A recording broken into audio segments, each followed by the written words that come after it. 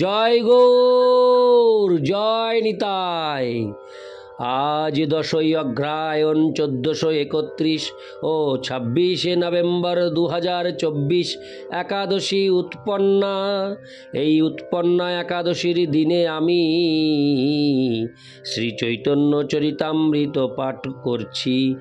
আজ আমি পাঠ করছি শ্রী চৈতন্য চরিতামৃতের আদিলীলা নবম অধ্যায় ভক্তিকল্প তরুর শ্লোক 46 থেকে 55। অডিওর শুরুতে আমার সকল ভক্তিমতী মা ও ভক্তবৃন্দের শ্রীচরণে আমি দণ্ডবত প্রণাম জানিয়ে আমি ক্ষমা চাইছি যে আমার বেশ কিছুদিন নিজস্ব ব্যক্তিগত কিছু সমস্যার কারণে আমি অডিও পোস্ট করতে পারিনি। তার জন্য আমি সকলের শ্রীচরণে ক্ষমা চাইছি। আপনারা আমাকে ক্ষমা করে দিন। আমি নিয়মিত ভিডিও আপলোড করতে অক্ষম হওয়াতে আমি এখন থেকে আপনাদেরকে প্রতিনিয়ত আমি এই অডিও আপনাদের কাছে পৌঁছে দেব। আপনারা আমাকে ক্ষমা করবেন। নারায়ণ হে নারায়ণ, ভবভয় হরণম নারায়ণ। শ্লোক 46। অহো এষাং বরং জন্ম সর্বপ্রাণোপজীবিনাম সুজন সেব্য যেষাং বৈ বিমুখা জান্তি নার্থিন। অনুবাদ: দেখো কিভাবে এই বৃক্ষসমূহ প্রতিটি জীবের পালন পোষণ করছে, তাদের জন্ম সফল, তাদের আচরণ ঠিক একজন মহাপুরুষের মতো। কেননা বৃক্ষের কাছে কোনো কিছু প্রার্থনা করে কেউ নিরাশ হয়ে ফিরে যায় না। তাৎপর্য: বৈদিক সমাজে ক্ষত্রিয়দের মহাপুরুষ বলে বিবেচনা করা হতো, কেননা ক্ষত্রিয় রাজার কাছে কেউ কোনো কিছু প্রার্থনা করলে তিনি কখনোই বিমুখ করতেন না। সেই সমস্ত মহান ক্ষত্রিয়দের সঙ্গে বৃক্ষের তুলনা করা হয়েছে, কেননা বৃক্ষের কাছ থেকে সকলেই সব রকমের উপকার লাভ করে। কেউ তার কাছ থেকে ফল গ্রহণ করে, কেউ ফুল গ্রহণ করে, কেউ পাতা গ্রহণ করে, কেউ ডালপালা গ্রহণ করে এবং কেউ গাছটিকে কেটেও ফেলে, কিন্তু তবুও কোনো রকম প্রতিবাদ না করে বৃক্ষ সকলকে সব কিছু দান করে। মানুষের উচ্ছৃঙ্খলতার আর একটি দৃষ্টান্ত হচ্ছে কোনো রকম বিবেচনা না করে গাছ কেটে ফেলা। প্রতিদিন লক্ষ লক্ষ গাছ কাটা হচ্ছে মিলে কাগজ তৈরি করার জন্য, আর সেই কাগজ দিয়ে মানুষের মনোরঞ্জন করার জন্য অর্থহীন সমস্ত বই, ম্যাগাজিন, সংবাদপত্র ছাপা হচ্ছে। দুর্ভাগ্যবশত যদিও কাগজের মিলের মালিকেরা হয়তো এখন বেশ সুখেই আছে, কিন্তু তারা জানে না যে অনর্থক এই সমস্ত বৃক্ষগুলিকে হত্যা করার ফল তাদের ভোগ করতে হবে। বস্ত্রহরণ লীলান্তে শ্রীকৃষ্ণ তার সখা গোপ বালকদের সঙ্গে বহুদূর গমন করে গাছের তলায় বসে যখন বিশ্রাম করছিলেন, তখন বৃক্ষসমূহের পরোপকার ও সহিষ্ণুতা দর্শন করে তিনি তার সখাদের এই কথাগুলি বলেছিলেন। এই শ্লোকটির উদ্ধৃতি দিয়ে শ্রী চৈতন্য মহাপ্রভু আমাদের শিক্ষা দিয়েছেন যে আমরাও যেন বৃক্ষের মতো সহিষ্ণু ও পরোপকারী হই। অভাবগ্রস্ত লোক যখন বৃক্ষের তলায় এসে প্রার্থনা করে তখন সে সব কিছুই প্রদান করে। বৃক্ষের কাছ থেকে এবং অন্যান্য পশুদের কাছ থেকে মানুষ অনেক উপকার গ্রহণ করে, কিন্তু আধুনিক সভ্যতার প্রভাবে মানুষ এত অকৃতজ্ঞ হয়ে পড়েছে যে তারা সেই সমস্ত উপকারী বৃক্ষগুলিকে কেটে ফেলছে এবং সমস্ত পশুগুলিকে হত্যা করছে। এগুলি তথাকথিত আধুনিক সভ্যতার পাপের কতকগুলি নিদর্শন। ইতি শ্লোক 46। শ্লোক 47। এই আজ্ঞা কইল যদি চৈতন্য মালাকার, পরমানন্দ পাইল বৃক্ষ পরিবার। শ্লোকার্থ। শ্রী চৈতন্য মহাপ্রভুর কাছ থেকে এই আজ্ঞা পেয়ে বৃক্ষের বংশধরেরা, শ্রী চৈতন্য মহাপ্রভুর ভক্তরা পরম আনন্দিত হলেন। তাৎপর্য: শ্রী চৈতন্য মহাপ্রভুর বাসনা হচ্ছে যে আজ থেকে প্রায় 500 বছর আগে নবদ্বীপে জগতের পরম মঙ্গল সাধনকারী যে সংকীর্তন আন্দোলন শুরু হয়েছিল তা যেন সমস্ত জীবের মঙ্গল সাধনের জন্য সারা পৃথিবী জুড়ে প্রচারিত হয়। দুর্ভাগ্যবশত শ্রী চৈতন্য মহাপ্রভুর তথাকথিত বহু অনুগামী রয়েছে যারা একটি মন্দির বানিয়ে ভালো করে খাবার জন্য আর ঘুমোবার জন্য বিগ্রহ হরে কৃষ্ণ বিগ্রহ দেখিয়ে অর্থ সংগ্রহ করে সন্তুষ্ট থাকে। সমস্ত পৃথিবী জুড়ে শ্রী চৈতন্য মহাপ্রভুর বাণী প্রচার করার কথা তারা স্বপ্নেও ভাবতে পারে না, কিন্তু নিজেরা সেই কর্ম সম্পাদন করতে সম্পূর্ণ অক্ষম হলেও অন্য কাউকে সে কাজ করতে দেখলে তারা ঈর্ষায় জ্বলে ওঠে। শ্রী চৈতন্য মহাপ্রভুর আধুনিক অনুগামীদের এমনই দুর্দশা।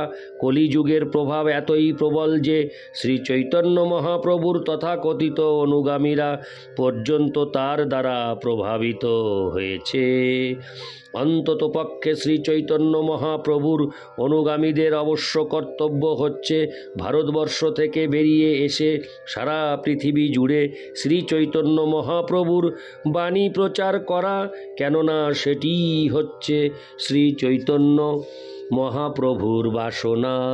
তৃণের থেকে সুনীচ হয়ে এবং তরুর থেকেও সহিষ্ণু হয়ে শ্রী চৈতন্য মহাপ্রভুর অনুগামীদের সর্বান্তকরণে তার সেই ইচ্ছা বাস্তবায়িত করার চেষ্টা করা উচিত। ইতি শ্লোক 47। শ্লোক 48। যেই যাহা তাহা দান করে প্রেম ফল, ফলাস্বাদে মত্ত লোক হইল সকল। শ্লোকার্থ: ভগবত প্রেমের ফল এতই সুস্বাদু যে ভগবত ভক্তেরা যেখানেই এবং যার কাছেই তা বিতরণ করেন সেই ফল আস্বাদন করে মানুষ তৎক্ষণাৎ মত্ত হয়। তাৎপর্য: এখানে শ্রী চৈতন্য মহাপ্রভু কর্তৃক ভগবত প্রেমের অপূর্ব ফল বিতরণ করার বর্ণনা করা হয়েছে। আমরা নিজেরাও দেখেছি যে কেউ যখন এই ফল গ্রহণ করে ঐকান্তিকভাবে তার স্বাদ আস্বাদন করেন তৎক্ষণাৎ তিনি সব রকম বদভ্যাস ত্যাগ করে শ্রী চৈতন্য মহাপ্রভুর এই দানের প্রভাবে উন্মত্ত হয়ে হরে কৃষ্ণ মহামন্ত্র কীর্তন করতে থাকেন। শ্রী চৈতন্য চরিতামৃতের বর্ণনা এতই ব্যবহারিক যে যে কেউই তা আস্বাদন করে দেখতে পারেন। হরে কৃষ্ণ মহামন্ত্র হরে কৃষ্ণ কৃষ্ণ কৃষ্ণ হরে হরে, হরে রাম রাম রাম হরে হরে প্রচারের মাধ্যমে ভগবত প্রেমরূপ মহাফল বিতরণ করার সাফল্য সম্বন্ধে আমাদের কোনোই সন্দেহ নেই। ইতি শ্লোক 48। শ্লোক 49। মহামাদক প্রেম ফল পেট ভরি খায়, মাতিল সকল লোক হাসে নাচে গায়। শ্লোকার্থ: শ্রী চৈতন্য মহাপ্রভু প্রদত্ত প্রেম ফল এমনই এক মহামাদক যে কেউ যখন পেট ভরে তা খায় তৎক্ষণাৎ তার প্রভাবে সে মাতাল হয়ে যায় এবং সে আপনা থেকেই কীর্তন করে, নৃত্য করে, হাসে এবং গান করে। ইতি শ্লোক 49। শ্লোক 50। কেউ গড়াগড়ি যায়, কেউ তো হুঙ্কার হরে কৃষ্ণ, কেউ গড়াগড়ি যায়, কেহ তো হুঙ্কার, দেখি আনন্দিত হঞ্চা হাসে মালাকার। শ্লোকার্থ: উন্মত্ত হয়ে কেউ গড়াগড়ি যায়, কেউ হুঙ্কার করে, তা দেখে মহান মালাকার শ্রী চৈতন্য মহাপ্রভু আনন্দিত হয়ে হাসেন। তাৎপর্য: শ্রী চৈতন্য মহাপ্রভুর এই মনোভাব কৃষ্ণ ভাবনামৃত প্রচারকারী কৃষ্ণ ভক্তদের কাছে অত্যন্ত গুরুত্বপূর্ণ।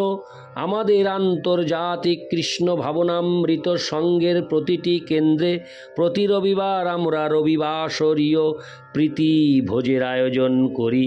আমরা যখন দেখি যে মানুষ সেখানে আসছে, কীর্তন করছে, নৃত্য করছে, প্রসাদ গ্রহণ করছে এবং আনন্দিত হয়ে গ্রন্থাবলী কিনছে, তখন আমরা বুঝতে পারি যে এই ধরনের অপ্রাকৃত কার্যকলাপে শ্রী চৈতন্য মহাপ্রভু অবশ্যই উপস্থিত রয়েছেন এবং তা দেখে তিনি অত্যন্ত সন্তুষ্ট হচ্ছেন ও আনন্দিত হচ্ছেন। তাই আন্তর্জাতিক কৃষ্ণ ভাবনামৃত সঙ্গের সদস্যদের কর্তব্য হচ্ছে এই আন্দোলনকে আরও বেশি করে প্রসারিত করা, যাতে মানুষ শ্রী চৈতন্য মহাপ্রভুর মহাবদান্য দান গ্রহণ করতে পারে। তাহলে শ্রী চৈতন্য মহাপ্রভু অত্যন্ত প্রীত হয়ে মৃদু হাস্য সহকারে তাদের প্রতি দৃষ্টিপাত করবেন এবং তার কৃপা বর্ষণ করবেন। তার ফলে এই আন্দোলন সফল হবে। ইতি শ্লোক 50। শ্লোক 150। এই মালাকার খায় এই প্রেম ফল, নিরবধি মত্ত রহে বিবশ বিহব্বল। শ্লোকার্থ: মহান মালাকার শ্রীচৈতন্য মহাপ্রভু স্বয়ং সেই প্রেম ফল খান এবং তার ফলে তিনি নিরন্তর মত্ত হয়ে থাকেন, যেন তিনি সম্পূর্ণ অসহায় ও বিহব্বল।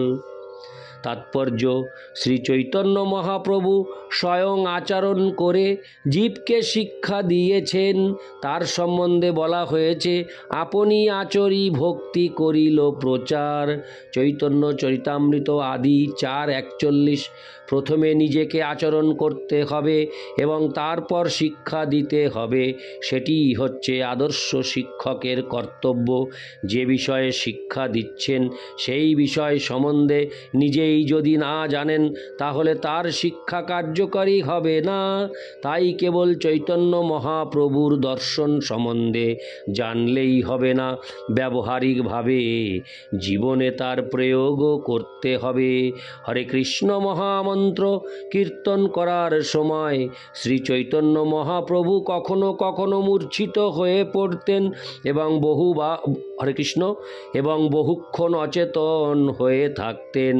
তিনি তার শিক্ষাষ্টকে 7 প্রার্থনা করেছেন, যুগায়িতং নিমেষেন চক্ষুষা প্রাবৃষায়িতম, শূন্যায়িতং জগৎ সর্বং গোবিন্দ বিরহেন মে।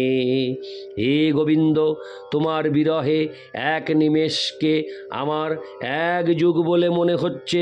বর্ষার ধারার মতো আমার চোখ দিয়ে অশ্রু ঝরে পড়ছে এবং সমস্ত জগৎ আমার কাছে শূন্য বলে মনে হচ্ছে। এটি হচ্ছে হরে কৃষ্ণ মহামন্ত্র কীর্তন করার এবং ভগবৎ প্রেমের ফল ভক্ষণ করার চরম অবস্থা, যা শ্রী চৈতন্য মহাপ্রভু প্রবর্তন করে গিয়েছেন।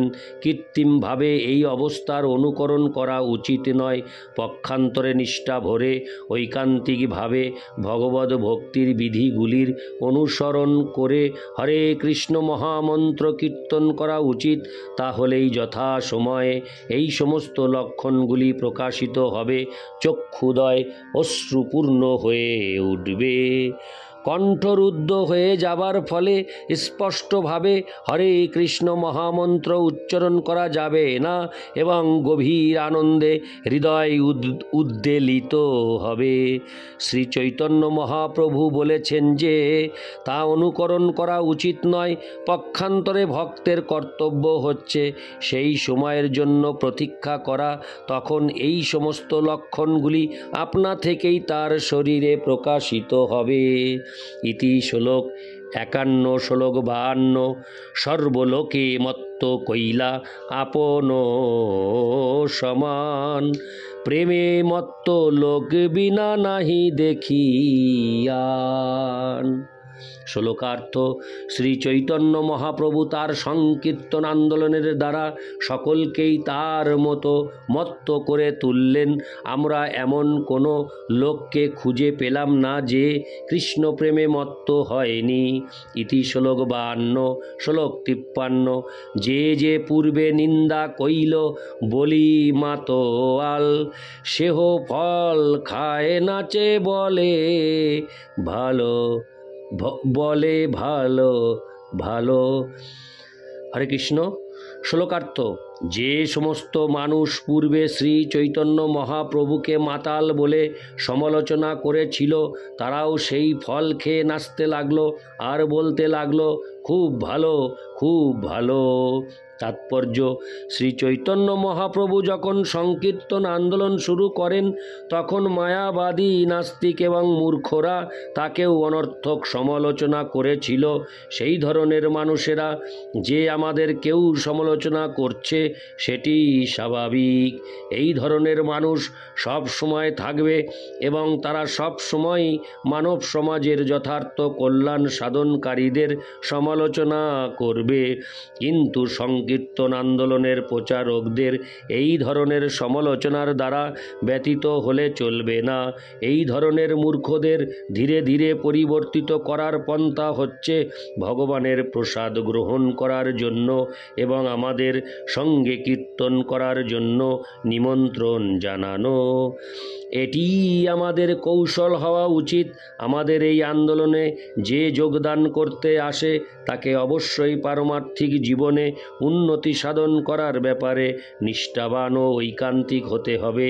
তবেই এই প্রকার ব্যক্তি কেবলমাত্র আমাদের সান্নিধ্যে এসে আমাদের সঙ্গে কীর্তন করে, নৃত্য করে এবং প্রসাদ গ্রহণ করে ধীরে ধীরে বুঝতে পারবে যে এই আন্দোলন সত্যি অত্যন্ত মঙ্গলজনক। কিন্তু যে জাগতিক সুখ সুবিধা লাভের আশায় অথবা ব্যক্তিগত স্বার্থসিদ্ধির আশায় আমাদের এই আন্দোলনে যোগদান করে, সে কখনোই কৃষ্ণ ভাবনামৃত আন্দোলনের দর্শন হৃদয়ঙ্গম করতে পারে না। ইতি শ্লোক 53, শ্লোক 54। এই তো কহিলু প্রেম ফল বিতরণ, এবে শুনো ফলদাতা যে যে শাখাগণ। শ্লোকার্থ: এতক্ষণ আমি শ্রী চৈতন্য মহাপ্রভুর প্রেম ফল বিতরণের বর্ণনা করলাম। এখন আমি শ্রী চৈতন্য মহাপ্রভু রূপী বৃক্ষের বিভিন্ন শাখার বর্ণনা করব। দয়া করে আপনারা তা শ্রবণ করুন।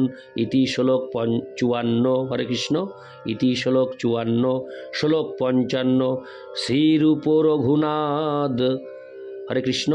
শ্রীরূপ রঘুনাথ পদে যার আশ, চৈতন্য চরিতামৃত কহে কৃষ্ণ দাস। শ্লোকার্থ: শ্রীল রূপ গোস্বামী ও শ্রীল রঘুনাথ দাস গোস্বামীর শ্রীপাদ পদ্মে আমার প্রণতি নিবেদন করে, তাদের কৃপা প্রার্থনা করে এবং তাদের পদাঙ্ক অনুসরণ পূর্বক আমি কৃষ্ণদাস শ্রী চৈতন্য চরিতামৃত বর্ণনা করছি। ইতি ভক্তি কল্পতরু বর্ণনা করে শ্রী চৈতন্য চরিতামৃতের আদি লীলার নবম পরিচ্ছেদের ভক্তি বেদান্ত তাৎপর্য সমাপ্ত। এই 55 শ্লোকের মাধ্যমেই শেষ হলো শ্রী চৈতন্য চরিতামৃতের আদি লীলার নবম অধ্যায়। আমরা এরপর প্রবেশ করব আগামী অডিওতে 10ম অধ্যায়। ততক্ষণে আমার সকল ভক্তিমতী মা ও ভক্তবৃন্দেরা অনেক অনেক আনন্দে ভগবান শ্রীকৃষ্ণের কৃপা লাভ করে সুখী হন।